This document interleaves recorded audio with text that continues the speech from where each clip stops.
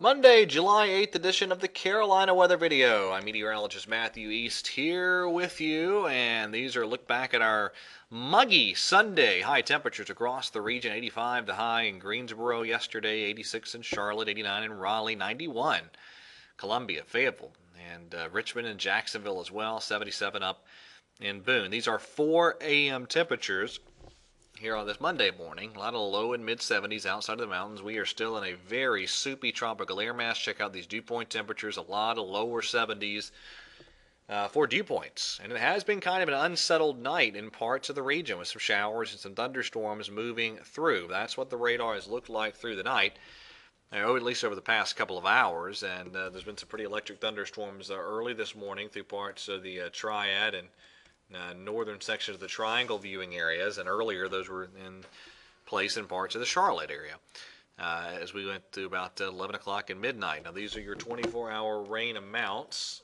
and you can note where the heaviest corridor of rain was actually there in parts of Forsyth County.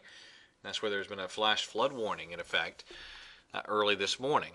That is what the radar looked like as we went through yesterday afternoon and then through the night. We have this little zone of unsettled weather right through the region, and that'll remain in place today. So even this morning we're seeing some showers and storms out there, and a few more could bubble up during the heating of the day today.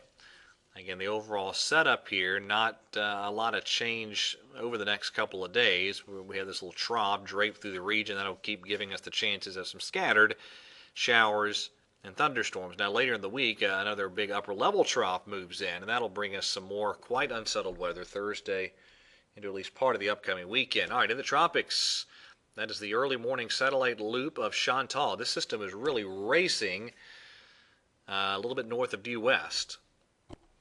There are the computer model guidance charts, forecast track as of the 0Z cycle from yesterday evening. And I will show you a few model specifics here. There's the intensity models, by the way. And again, there is the category 1 threshold right there. We'll see how these intensity models respond now that the system has gotten a little bit better organized. All right, here's the Canadian model, by far the most aggressive. This brings us as a powerful tropical system to really right near the Georgia coast at 144 hours.